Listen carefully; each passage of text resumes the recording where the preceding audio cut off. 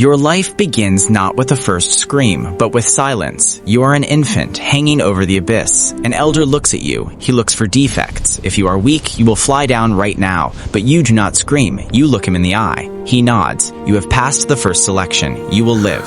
You are 7 years old. Your mother no longer has rights to you. The Agoge, the military camp, takes you. There are no beds here. You sleep on reeds that you tore up with your bare hands. Your hands are bloody. Food here is not a pleasure. It is fuel. You receive the black broth. It looks like mud. Ingredients: blood, vinegar, and salt. The taste is terrible, but it is full of protein. It is fuel for your muscles. It is not enough. You are hungry. If you want to survive, steal, but do not dare get caught. If caught, you will be beaten.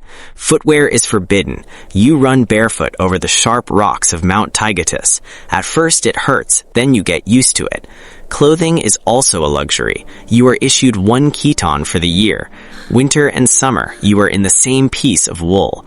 To keep warm, you tear up nettles and rub your body with them. The stinging is better than death from hypothermia. Sleep is also a test. You sleep on reeds that you break with your hands without a knife. Your hands get cut. Once a year, the festival of Artemis or Thea takes place. It sounds beautiful, but in reality, it is a competition. Who can endure the whipping? The lash tears the skin. Your task is to not make a sound. If you scream, it is a disgrace to your whole clan. You remain silent. Pancration, fighting without rules. You can bite, break fingers, gouge out eyes. You learn to kill. Your opponent is your brother in the barracks. During the day, you share food. In the evening, you break each other's ribs. Literacy training is minimal. The main thing is laconicism. Speak briefly and precisely, like a sword strike. At 16, the most terrifying part begins. The crypteia. You are given a dagger and sent to hunt people. Your target is the helots, slaves who are too strong. They must be eliminated so they do not start a rebellion. You track him for 3 days. You do not sleep. You become a shadow. One wrong step and the slaves themselves will kill you. The moment has come, a leap from the dark, a dagger strike to the neck. No duel, just cold murder. The first blood is on your hands. You no longer feel pity. You understand, it is either us or them. At 20, the Agoge ends, but the trials do not. Now you must be accepted into the Syssitia, the military brotherhood, voting with bread. If even one man squeezes the crumb in his hand, you are not accepted. You will become an outcast forever. But the bread falls round. You are accepted. Now you have a new family, and now you have the right to a shield.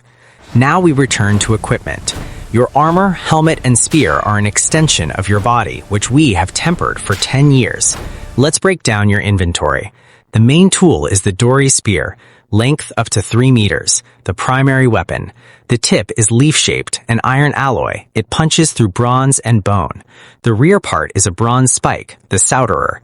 The second slot is the Siphos sword, a short blade, only 60 centimeters. You draw it only in a clinch when the spear is broken. Your defense. The Aspis shield is not just armor, it is a wall. Diameter 1 meter. Weight 8 kilograms. It covers you from neck to knees. An important detail, the shield is held on the elbow, not in the fist. This takes off the load. You can hold it for hours. Your helmet is a solid piece of bronze. It looks terrifying, but it muffles sounds and cuts your vision. You are a tank with a narrow slit. The linothorax cuirass, multi-layered linen glued like plywood, lighter than bronze, but it holds against arrows. The final build of your character. Gear weight is 30 kilograms. This is half your body weight, but you are used to it. Now about tactics. You are not a lone warrior. You are a brick in the wall. Your strength is only in the formation. This is the phalanx. The main rule. Your shield covers the left half of you and the right half of your neighbor. You depend on each other. Lose your shield, punishable by death or exile. Lose your helmet, a fine. The shield protects the whole line. The helmet protects only you. The mission has begun. 480 BC, King Leonidas leads the 300 best to the gorge of Thermopylae. You are one of them. The march to the sound of the flute is not for beauty. The rhythm helps to walk in step and not lose breath. It is psychology. The enemy is the Persian Empire. Xerxes has brought 1 million soldiers. It is not an army, it is an ocean of people. But this makes you laugh. The Persians look strange. Colorful clothes, soft hats, wicker shields. To you, they look like women. Xerxes' scout says, "Surrender your weapons." Leonidas answers, "Come and take them." This is the beginning of the end. You take a position in the narrow pass. The width is only 15 meters. Here, their million turns into a useless crowd. Before the battle, you do not pray. You comb your hair and anoint it with oil. This is a ritual of death. You want to be a beautiful corpse. The first wave, the Medes, they run in a crowd, screaming. You are silent. You wait for them to come within spear length. Impact. Your shield smashes into their bodies. The spears work like sewing machines. Forward, back, forward, back. This is not a duel, but a crush. The rear ranks push you in the back with their shields. The weight of the entire phalanx lies on you. It is slippery underfoot. Blood has mixed with dust. You step on the corpses of enemies like a carpet. Your muscles burn with lactic acid. Every spear thrust costs you strength, but you cannot stop. The commanders whistle. Changing ranks, you take a step back. Your place is taken by a fresh brother. You breathe. In the rear, they give you water. It is warm, smelling of iron. You drink greedily. The energy bar crawls up. Back into battle, a strike on a Persian shield, crack, your spear breaks in half. Now you have a stick in your hands. You throw away the fragment. Your hand reaches for your belt on its own. The click of the scabbard, the Xephos is in your hand. Distance is point blank. The sword works like a meat grinder. You chop faces, arms, legs. You feel no pity, only rhythm. The day ends. The mountains of corpses in front of you have become taller than a human. This is your new wall. On the second day, Xerxes plays his trump card. The Immortals, the elite guard. They have armor under their clothes and good spears. They are called Immortals because if one falls, another immediately takes his place. Impact. They are stronger than ordinary Persians. Your shield cracks, the bronze bends. You feel the fight has become equal. One of them slips under your spear, a dagger strike. You feel burning in your thigh, the first wound. Pain is a signal. Your body dumps adrenaline. Time slows down. You see their movements in advance. You kill him with a shield bash to the throat, the crunch of bones. You snarl. This is no longer tactics, it is rage. The Immortals retreat. They are mortal too. The ground is strewn with their black masks. You stood fast again. At night, betrayal occurs. A local, Ephialtes, shows the Persians a secret path around the mountains. Scouts run in at dawn. They are behind you. You are surrounded. Now it is not a battle, it is an execution. King Leonidas dismisses the allies. Only the 300 Spartans remain. You know you will die today. The last morning. The sun rises. You eat breakfast in silence. You know you will be dining in Hades. Leonidas says, "Eat a heavy breakfast, Spartans, for tonight we dine in hell." You laugh. You do not wait for them in the narrow place. You go out onto the wide field to take as many as possible with you.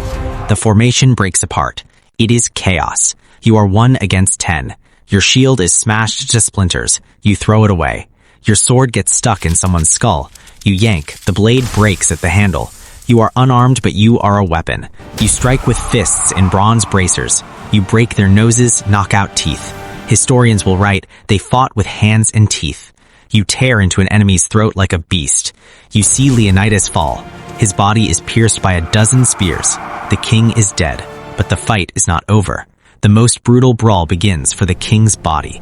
You beat them back 4 times. You build a mountain of corpses around him.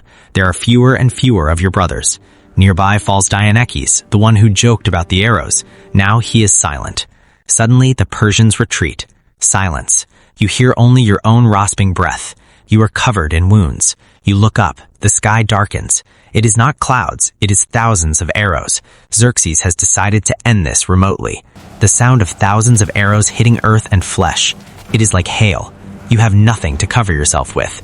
A strike to the chest. The armor did not hold. You feel the cold metal enter your hot body.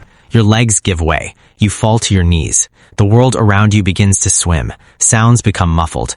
You lie on your back. You see the Greek sky. It is as blue as in childhood. In Sparta, you feel no pain. You did your duty. You did not retreat. Your heart beats one last time. Silence.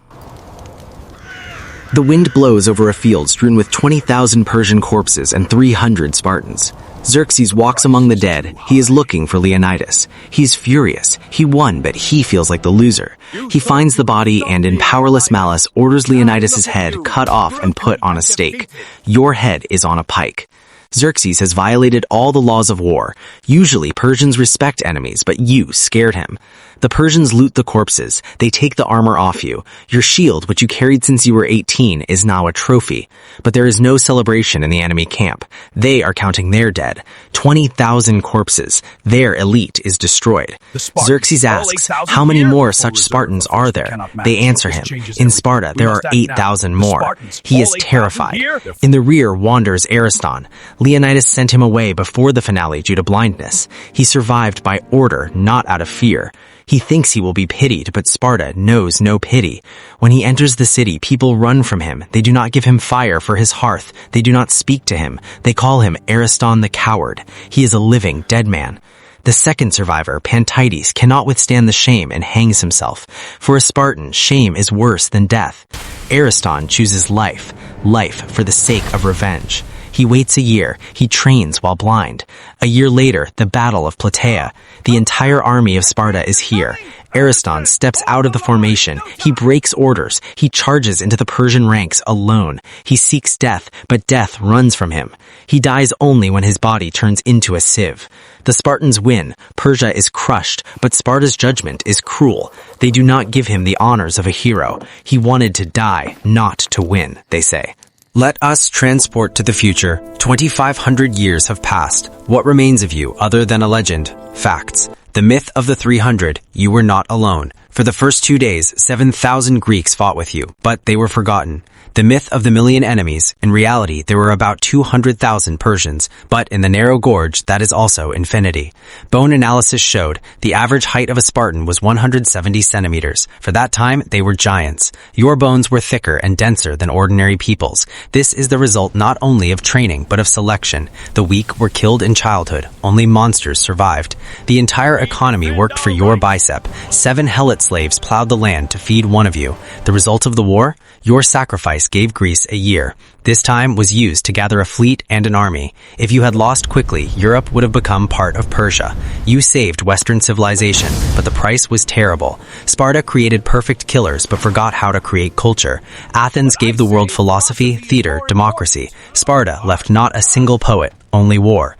The system devoured itself. The population fell. The earthquake of 464 BC finished off the city. Sparta faded. Today, on the site of Sparta, there are no majestic ruins like in Athens, only olive trees and silence. But they left a myth, the idea that human will can be harder than any metal. You lived this life. You did your duty. Write in the comments whose destiny we will live next time. To not miss the beginning of a new life, subscribe to the channel.